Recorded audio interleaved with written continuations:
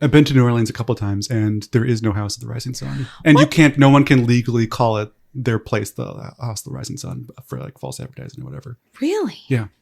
Well, then what's going to ruin all the the poor boys. all the poor boys? All those poor boys. Bitcoin is what's... Oh, yeah.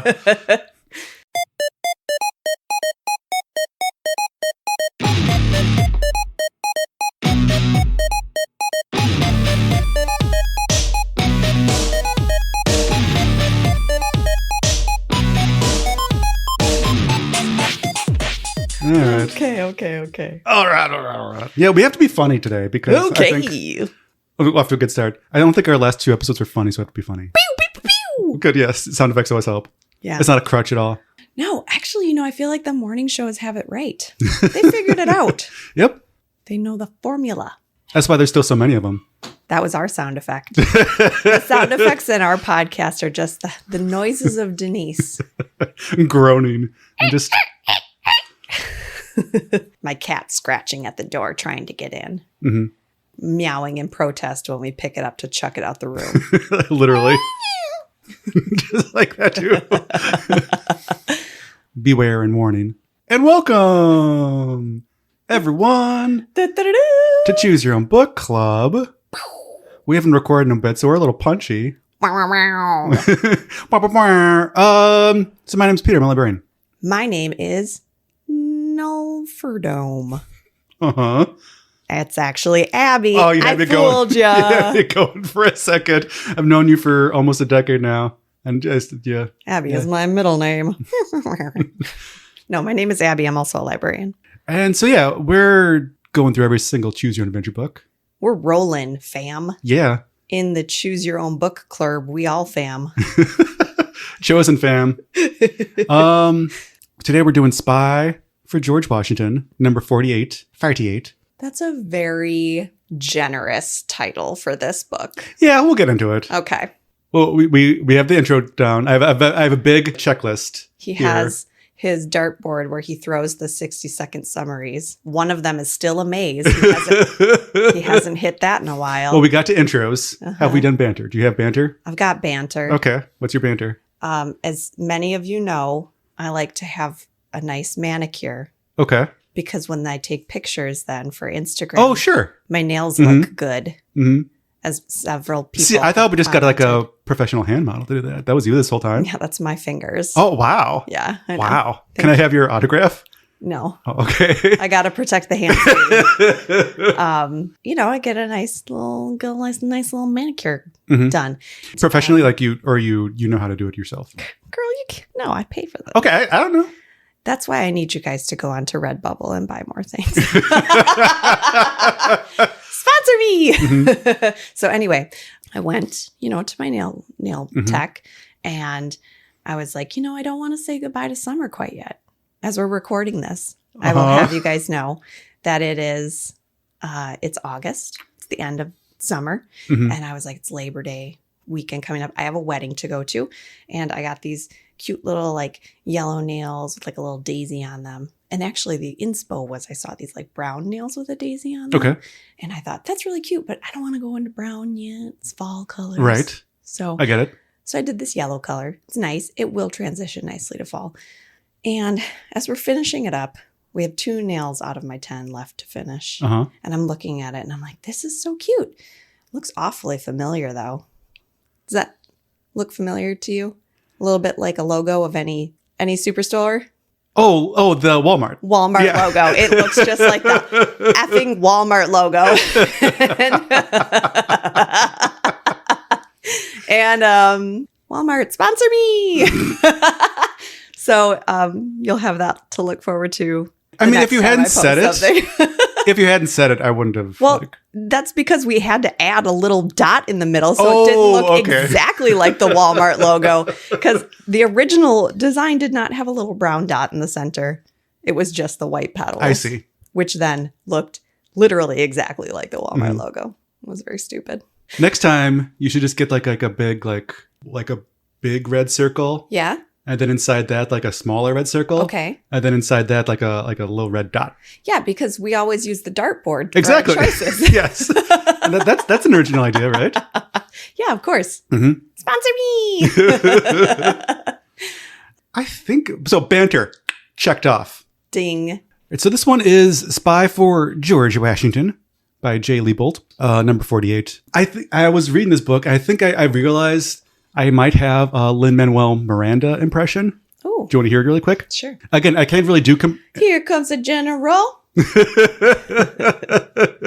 I can't really do impressions. I can kind of just like combine impressions. Mm-hmm. I am not throwing away my choice. I am not throwing away my choice. And again, I can't really do impressions. But what I do is I'm doing my nerd voice. I'm doing my nerd voice like this. And I'm doing my over-enunciating voice like this. Oh my God. I think it kind of works. Yeah, it's good. Okay, good. Let's get into our 60-second summary. Bow. You're going to describe this book in 6 seconds or less. I refuse. Okay, well then. Right, well, I'm Peter, I'm a librarian. Screw this show. No, okay. But how are we going to make money, Abby? Think about all the money we make off our of this. jobs. But the real money. The real money is the friends we made along the way. Fair Peter. enough, yeah. So you can do what you want. I don't care, Okay, Abby. sure, I'll do it. Option number 1 is kind of a stiff and stuffy kind of British person. Like I have on a powdered wig. Mm-hmm. Okay, fancy. Which does happen in this book. Mm-hmm. Option number 2, I was thinking if we could have some sort of duel, we could stand back to back. At the end of 60 seconds, I'm not going to tell you when the end is, but at the end of 60 seconds, we turn around and we shoot. Do I have to get Arthur's Nerf guns? You would have to get Nerf guns again. But I'm not going to tell you when 60 You just seconds want to play is. with my kids' Nerf guns. Admit it. You're a spy. Spy for George Clooney, though. All the best Georges. Mm-hmm. My choice is that I'm going to do every 10 seconds as a different George from history. Oh, okay. But we have to come up with 6 Georges. You make your own choices in life. I like it. All right. Options. George Washington, George W. Bush, Prince George, George Clooney, George Harrison, George Michael, the singer. Teacher! I just have to sing it. Scroll down my list of Georges. I will be your father figure. I will be your father figure. Okay, so 6 seconds starts now. George Washington.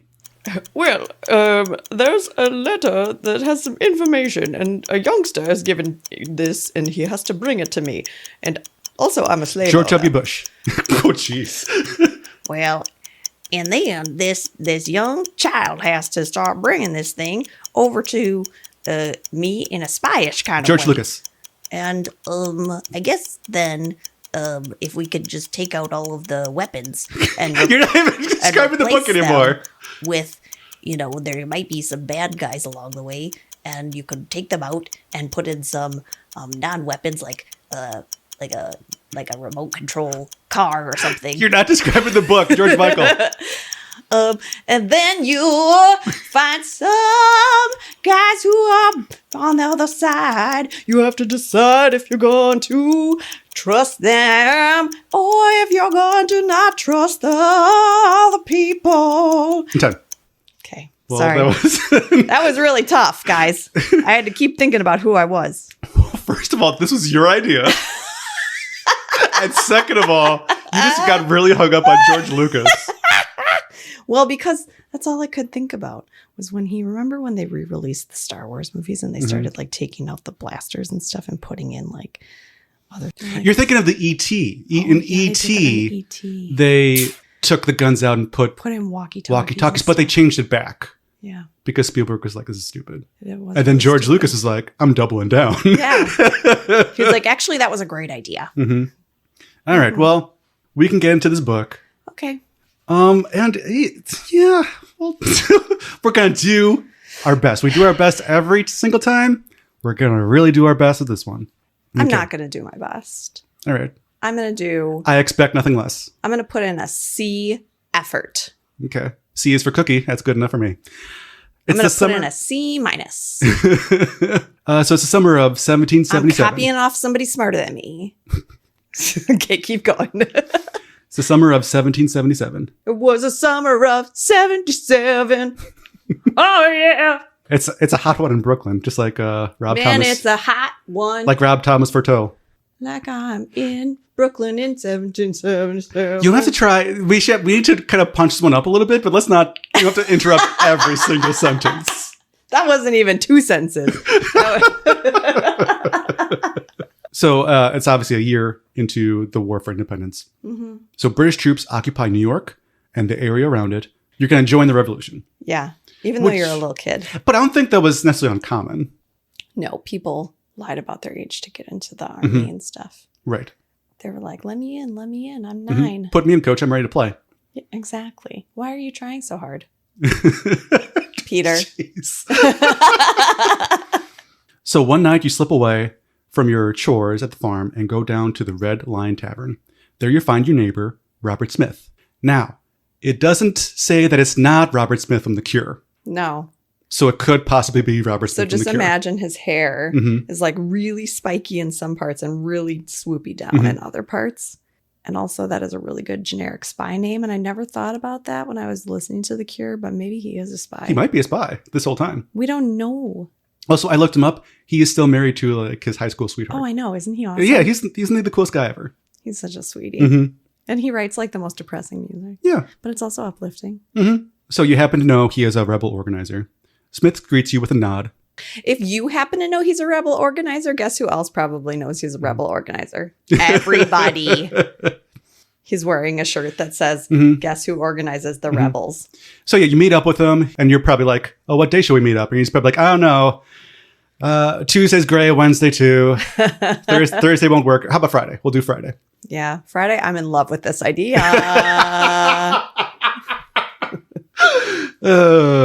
So you have to be careful because so no Tories over here as you tell Smith of your resolve. Never says what Tories are, but Tories Tori are. Amos. Yep. Tori Spelling is over there in the other corner. Never says what Tories are, but Tories are obviously Americans that are loyal to America still. Yeah. So these are strange ideas. Friends and even relatives suddenly find they are now enemies, though they continue to work together in the same town or live in the same house. Smith takes a long draw on his pipe and stares at the far wall as he considers your offer. Boys, don't cry, he says. No. Well, we do need all the help we can get. The revolution is at a crucial point, but I'm afraid you're just too young. But his voice trails off a bit and he says, but then again, maybe. Boys, do cry. No, he said, perhaps you'd be just the right person to undertake a little mission. I was going to do it myself, but the British are very suspicious of me. Yeah, because you're wearing your rebel organizer t-shirt. George Washington is camped 63 miles above here, near Haverstraw, on the west bank of the Hudson River. He chased the Redcoats through Jersey and back into New York City. Yeah, I heard about that in Hamilton. 1776. New York City. Here comes a general. Ladies and gentlemen. Sorry. This is just going to be us doing the entirety of Well, here's the thing. Hamilton does make an appearance in this book. We'll get to it later. Everyone expects the Redcoats to sail up the Hudson into Albany. So Smith lowers his voice to a murmur, which I think is probably his default anyway. He's probably a kind of a murmury kind of guy. Yeah, for real. We have a spy in Manhattan who has found out otherwise. The British are going to move on to Philadelphia in 3 days. Oh, no. And so your job basically is to... Not Motown Philly. And so your job basically is to get the plans. You have a letter, and your job is to get the plans to George Washington. Yeah. But if you know anything about history, you know that, hey, General Howe, Commander Howe from the British, he actually does take Philadelphia, and he has it for about a year. Yeah. And so this whole plan, your whole spy trip, really doesn't make sense or really do anything because this is going to happen basically no matter what. Yeah, unless you can somehow travel through time. And, you know, if you were to find like a cave of time in space in your journey, yeah, make it not happen. But anyway, I just think the premise of this book is just so odd because like, well, this is a historical event and there's really no way to like solve it, fix it. Because I think the more interesting thing is what happens at the Battle of Saratoga, which is the crucial like turning point of the war where America actually starts to win. And one of the reasons they start to win is because Commander Howe, General Howe, it has his troops divided too much in Philadelphia. And that's the reason that British kind of lose Saratoga, is because the Battle of Saratoga is because they're just too spread out. And so it'd be much more interesting if you were like a spy for this upcoming battle, Right, as opposed to this where like, hey, this is going to happen and it's going to be kind of boring, Yeah. you know? Yeah. Anyway, your job is to get the plans to George Washington. So you have a contact. And so Robert Smith says, go down to the docks, ask for a captain named McGillicuddy. Of course. Great captain name. You know, I've met him. I've had a couple nights with him. I think we all, as 21-year-olds, have met Captain McGillicuddy. Robert Smith is going over the plan. Some people kind of approach your table and he's kind of cut off. And so you only have half the plan of how to get to George Washington. Right. And this McGillicuddy guy is a really bad person to run into if you're trying to be a secret spy. Like, Because he's very loud. you go down to the dock and you're like, hey, I'm looking for McGillicuddy. And he's like, oh, who? Me? I'm McGillicuddy. I bet you're a spy who's trying to bring secret stuff over to George Washington. Are you a spy? Do you need to secretly get places without letting other people know that you're doing it? I'm sorry, you're going to have to speak up. I can't hear you. You hope McGillicuddy's voice doesn't carry to the British warships anchored upshore. I feel confident it did. Dude was like literally screaming the whole time. So McGillicuddy kind of rows you to Wall Street. You meet up with your first contact. You see a man in dark clothes emerge from the shadows, his eyes hidden by a hat. And McGillicuddy's like, have fun! Have fun with your other spy friend who you're planning war stuff with. So the guy says, here's the envelope. Do you guys need anything else? I think we're good. Okay. In the morning, you're going to go to the stable on Main Lane. Tell him your name is Culpepper. He will provide you with a horse. And so this is your first choice. You can rest or you can go right now. Yeah. So do you know what you decided to do? I started tonight as usual. I was like, I'm just going to go. I'm just going to wait. Oh, so wait. So what did you do? I just went. Oh, okay. I took a nap. I did not I was like, sleep. I had a big day already. There's no rest for the spy. So I just That went. famous saying, there is no rest for the spy. Yeah, no, I just went. I went right away. I Okay. was like, I am on a mission. The life. I am not throwing away fate- my shot. No, the fate of my country depends on me going and getting as far away from McGillicuddy as possible. I mean, this guy's already blown my cover. So I'm like, all right, I'm out of here. I stop at the docks to let McGillicuddy know that I'm leaving tonight. And then I go to the stable and I let Ephraim know that I need a horse right now. He comes out and he's like, what? What does someone need at this hour? And he's not quiet either. Like, everybody on this mission so far needs to shut up. Well, I think just the past was just louder back then. I guess so. But my God, there's also no like ambient noise from electronics and like the overhead power lines and stuff. There's no, cars on the freeway. It's probably pretty quiet. You know? It's like living out in the country all the time. So just shh. Well, that wasn't invented yet. Being quiet wasn't invented until 1865. They did not know about whispering. Hadn't been invented, I think. So yeah, Ephraim gets me a horse. He sets me up with a horse. So you clip clop on down Just like that. the cobblestones. Again, not quiet. I'm like, what the heck? Did you put wood blocks on the bottom of this horse's feet? No, it's just horseshoes, but whatever. So, you go on a little side streets every once in a while to try to get away from the British soldiers who are around.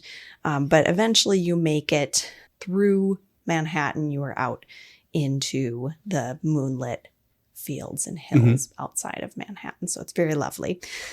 Going up in this countryside, and all of a sudden you notice a small group of people on horseback, and they're gathered in this clearing. They're wearing all these dark clothes. Ooh, yes, this is a good one. With pointed hoods. Yeah, I want to talk about this later, yeah. Yeah, and then they see you, and then they disband. And you're like, what the heck?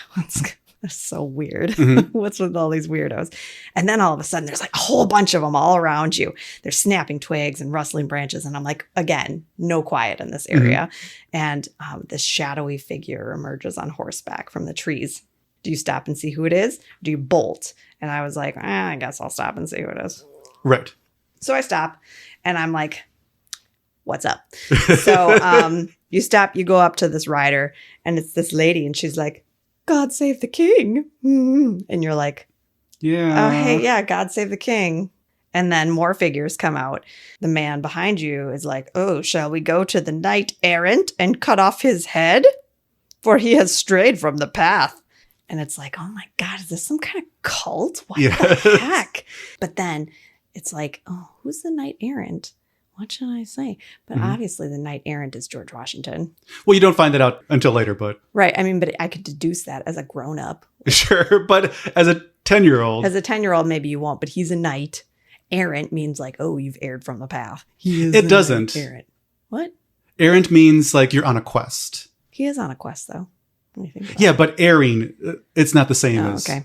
I have to decide if I'm going to play along with them and say, yeah, death to the knight errant, or if I'm going to be like, I have to go now. think you've got the wrong Yes. guy.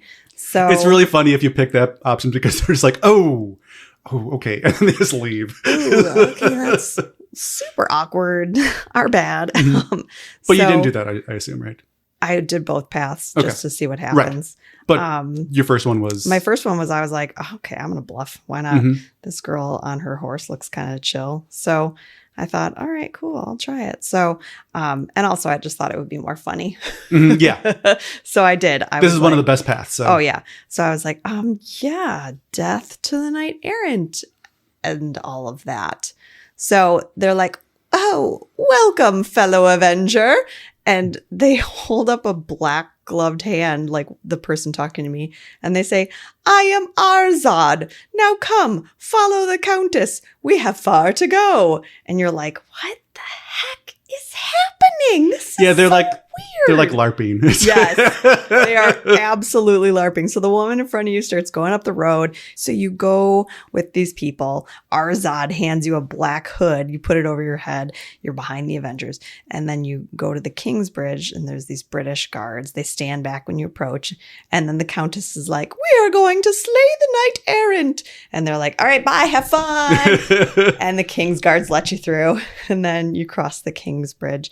You're in Westchester. And So you end up at this mansion. So yeah, you end up at this big mansion. All of a sudden, before you can get at the mansion, you get ambushed. Mhm, yes. And Arzad is like, scatter, meet at the mansion. And so then you're like, I'm going to follow him, I guess. So you follow Arzad and you and him get to the mansion first before everybody else gets there. And he's like, okay, you go upstairs, check on the uniforms.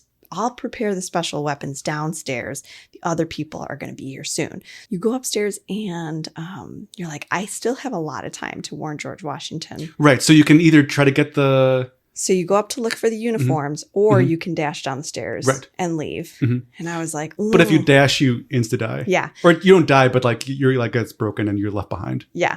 I was like, I'm going to go check for these uniforms because if there is something weird going on here, then I'll have even more stuff to report and I'll be even cooler.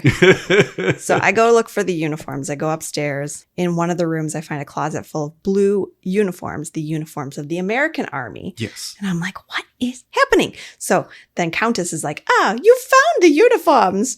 And then she is like all fancy looking when she comes out of this extra room. And She has a powdered wig. Has a powdered wig on. She looks like a French countess. Her hair is all up. And she's like, are you ready? Everyone's waiting downstairs. We have to go to have a straw. And Astrad is kind of like a count. Yes. And so you then can do one of two things. You can say, I have a question, or you can I like that part. I have a question, actually. Yeah. Or you can say, tell them I'll be right down. Mhm. And so I Did you have questions or not? I said, I have a question. Oh, did you? Oh, question. okay. Because then doesn't that screw it up or no? I don't remember. Not really. Okay. I said, I have a question. And she's like, what is it? And I'm like, well, I just wanted to make sure I've got the plan right. So what happens next? And she's like, what happens next? We ride to the Hudson and walk right into Washington's camp. And I'm like, oh, yeah, I knew that part. because Washington's the knight errant. Yes, of course. And she's like, oh, of course. Wait, who are you? Imposter! Yes. So then you get caught. Yep. And then she's like, we have a traitor in our midst. And Arzad's like, I thought you were weird. You're 10-year-old. I thought you wanted were to kill Washington. But you knew all the passwords. And I'm like, I didn't know you have the worst passwords. Yeah. You kind of gave me the password to repeat Yeah, you had you. very leading passwords. Your password is basically guessed. So I'm like, what's with all your hoods and goofy talk? I suppose it wouldn't hurt to tell you, since you won't be around to repeat it. Since I'm a Bond villain. We figured no one would want to tangle with a coven of witches and warlocks. So once we have George Washington in our hands, you miserable revolutionaries will get what's coming to you. Ha! What for? So the Count and Countess drop you off at a Tory merchant's house. And they say they're going to deal with you later. You're bound and gagged in a room. Mm-hmm. A maid comes in. She's like, I heard those people say you were working for the rebels. She has like a vial, a poison. She's Yes. like, I was going to knock out my master because I'm working for the rebels too. She poisons her master. She undoes all of your knots. And then, You're able to escape. yeah, you're able to escape. And then you gallop away to warn George Washington. Yes. Mm-hmm. So that one was kind of fun. But if you keep going with them, Mm-hmm. it gets Yeah, if you even go crazier. on with them, the soldiers are like doing this big procession into the town of Haverstraw. And you're like an escort. You're escorting them. Yes, the Count and Countess de Trompereau are going into George Washington's camp. Because they're and- pretending to be French aristocrats. Yes, who are coming to like help the Yes. American army. Mhm. Which actually happens, obviously. Yes. And then as you're going into the camp, then Alexander Hamilton, Washington's Uh-huh. aide de camp, greets the couple and says, like, hey, it's me. This is the room where it happens. After all of our correspondence, I'm so excited to finally meet you. Mhm. Then you go in with them. Hamilton leads them into the room. You're like, what the heck is going on still? Half an hour later, there's like this big 12-gun salute. George Washington is there. So you can either, I think from here, you can either kind of break off from the party Yeah. and say like, hey, these people are imposters. Yes. Or you can kind of keep going with the plan. Right. You can expose the charade or you can just like stand by keeping an eye on the Avengers. Wait for it. Wait for it. Wait for it. Right. Whatever good came from waiting for it, you know? Right. You're just going to end up shooting your only friend. So if you do decide to keep a close eye on the Avengers and wait for it, I mean, you can keep a close eye on them. The friends from France go in to meet Washington. They do try to Assassinate him with like a blow dart. A blow dart, yeah. Or like it almost looks like a straw and like a spit Yeah, it's like wad. she has like a straw for like a toast or whatever. Like she's gonna drink through this straw, and then she has a blowgun. But instead. you tackle Washington. But yeah, you move him out of the way. You tackle him at the knees, and A great way to tackle somebody. yeah. But then he's totally cool, and you brought him the news of the British and saved his life. So you're like a little tiny itty bitty baby hero. But the fun bit is if you try to break away from the group. Yeah. And try to rat everybody out and say, hey, everyone here is a traitor. Hamilton is like, no, I've been corresponding with these people. He's like, I am not throwing away my shot Yeah. with this countess. No. And he puts you into the barracks, like a jail. And brick. yeah, he's got like letters that are signed, by another spy, Hercules Mulligan. And you're like, oh no.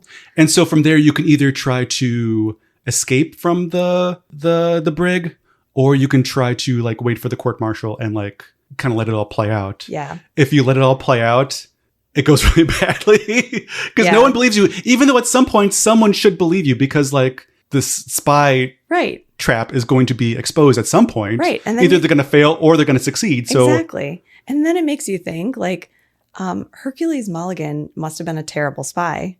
He was a tailor spying on the British government. He took their measurements, information, and then he smuggled it. Do you not remember this part?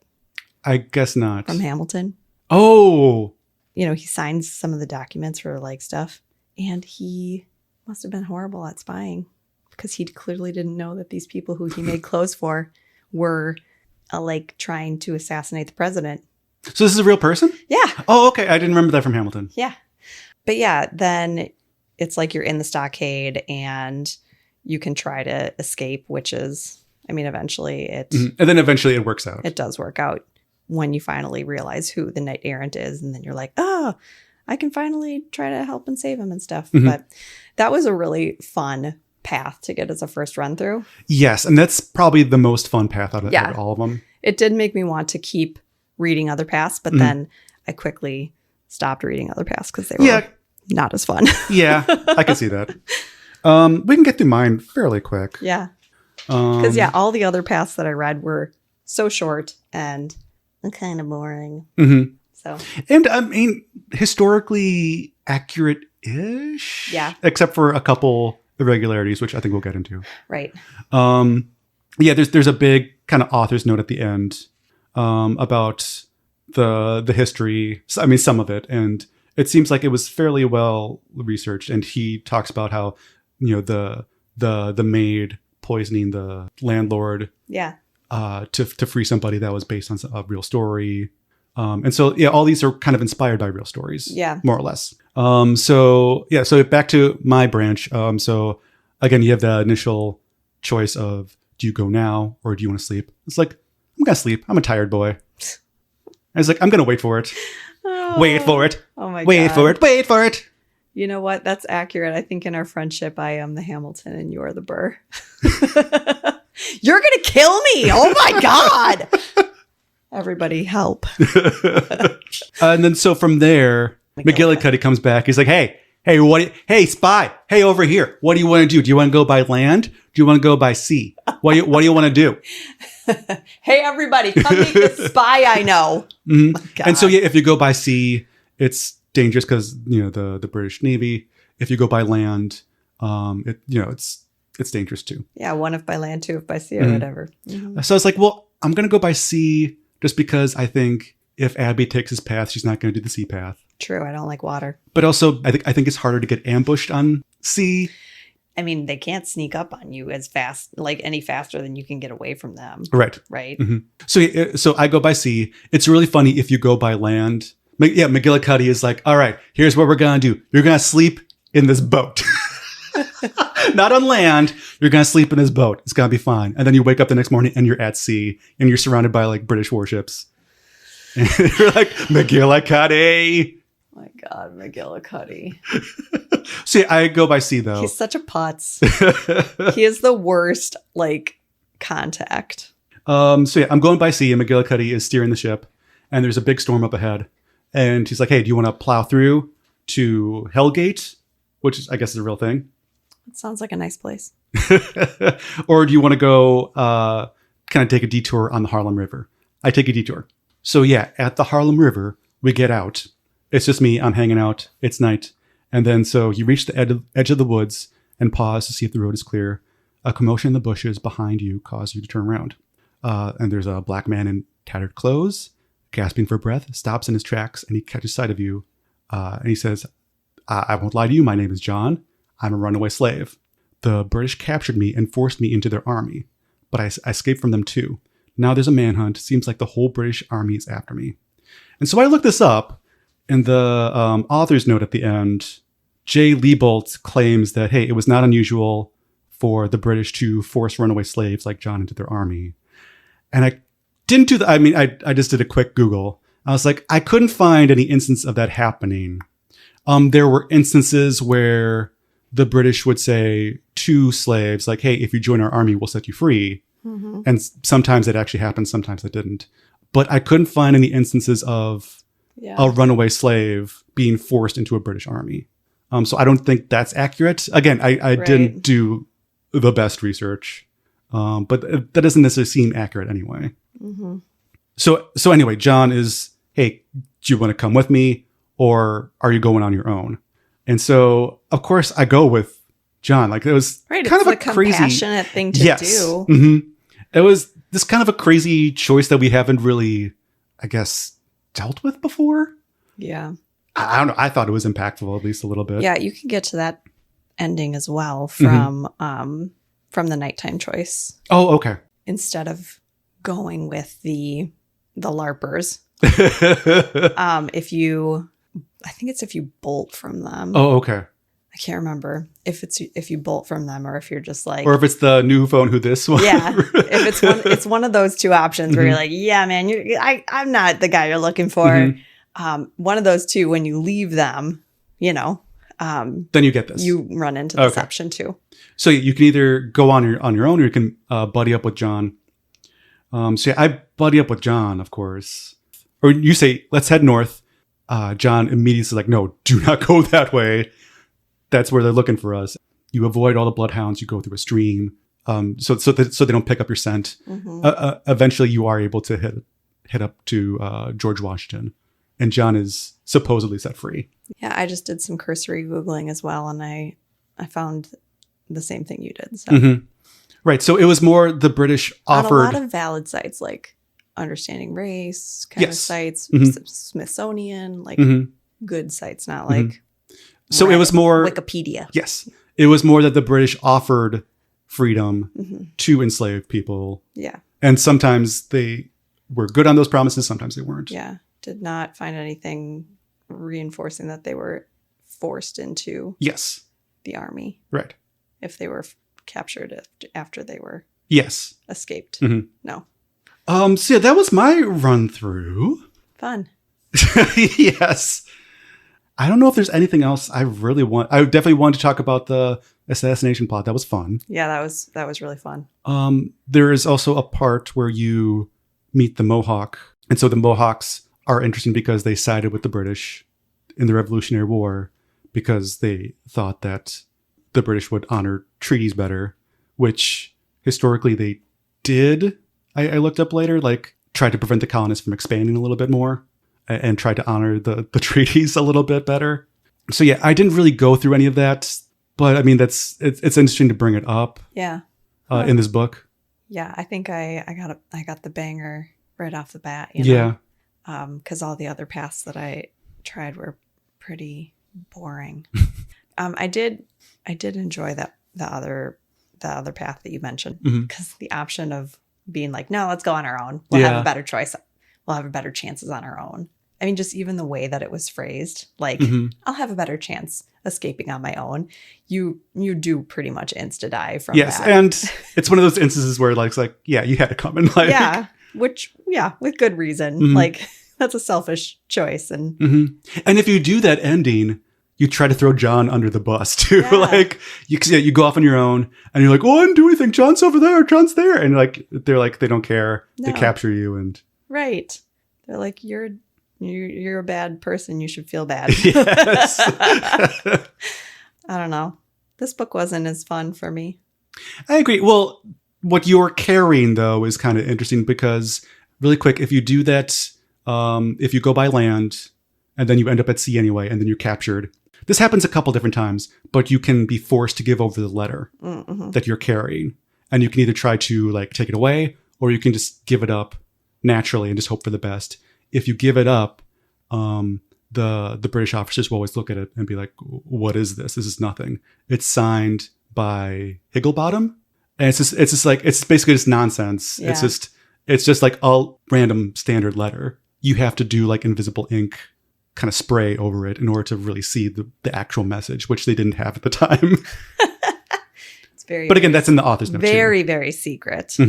I think there was more to get into, but I don't know if it's necessarily worth bringing up because it's just all, I don't know. I don't know if there's really anything else worth really bringing up in this one. No. So I guess let's just get into it then. What did you think of this one? I wasn't hugely a fan of it. Okay. Not that I don't enjoy history. I think history is fun. I like reading nonfiction. I don't know.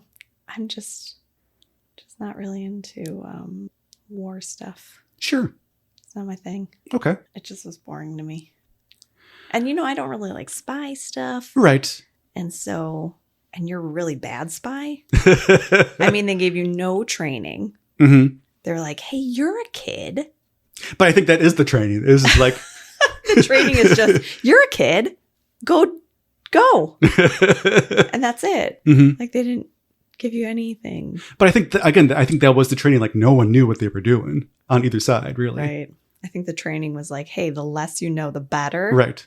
But God, they could have let you know something. Right. I mean, not about the letter or what's in it or how to read it or anything like that, but like anything. Mm-hmm. Anything. I thought this one was interesting. This one's kind of middle of the road for me. I don't think it's bad. It wasn't necessarily the most interesting premise because you can't, if you know history, it's like, well, you can't really win this book. Yeah. Because Philadelphia gets in, there's no like, hey, you stop history from happening and like Philadelphia is saved. And yeah, there is no like really win. The win state is you give plans to George Washington about the defeat of Philadelphia. Right. You give him plans so that he can fail. Right. So yeah, like I said in the beginning, the more interesting one is like, hey, we have battle plans that could, turn the tide of the war. Mm-hmm. And then that makes this book a little bit more interesting. Kind of like Escape. Right. R.A. Montgomery. Yeah. Because that actually has stakes then, as opposed to this where it's like, well. Right. Because then it would have made it seem like, oh, you getting the plans there is what changed the tide of the war. Exactly. If you like history, I think this one's worth reading. There's some interesting bits, but I think we just didn't care for it. Yeah, it was not very fun. Mm-hmm. All right. Yeah. Well, the illustrations were cool, though. Illustrations were fun. Really good illustrations.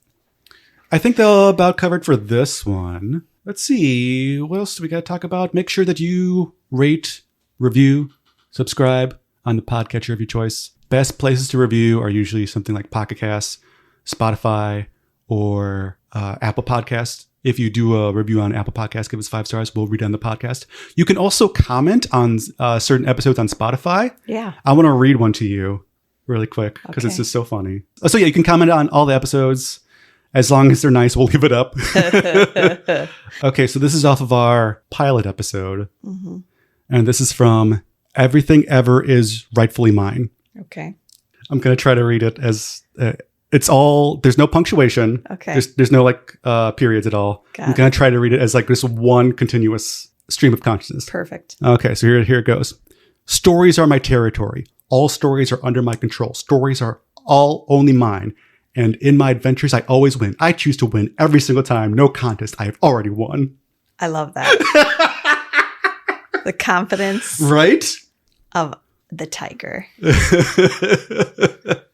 Beautiful. If you leave a comment, sometimes we'll write back. And there was, I think someone wrote about, we made an oopsie in one of our minis. Oh yeah, when we were talking about the I'll look it up really quick. The news agent. Yes.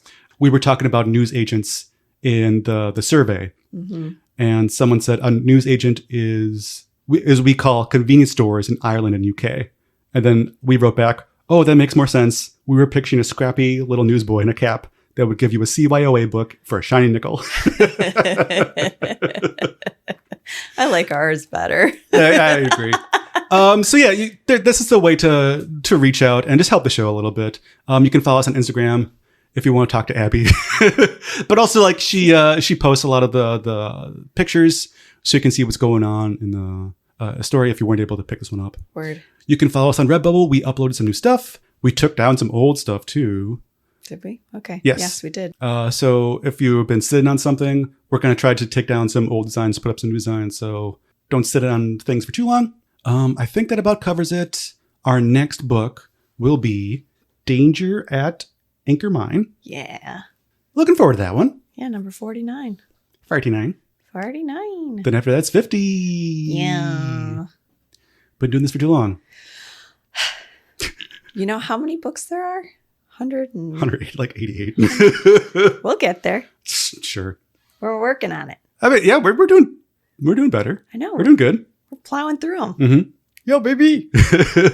Well, until then, my name's Peter. I'm a librarian. My name's Abby. I'm also a librarian. And this has been Choose Your Own Book Club. We'll see you next time. Bye. 1776. Bye.